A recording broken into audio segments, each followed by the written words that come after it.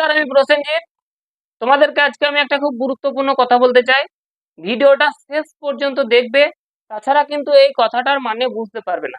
দেখো, ভারতবর্ষের সবচেয়ে বড় স্টিল কোম্পানি হচ্ছে টাটা স্টিল, এবং ভারতবর্ষের সবচেয়ে বড় চামড়ার কোম্পানি হচ্ছে বাটা।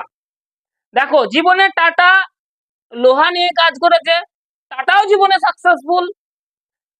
একটা গন্ধযুক্ত জঘন্য জিনিস চামড়া নিয়ে কাজ করেছে, কাজ করেও বাটাও সাকসেসফুল।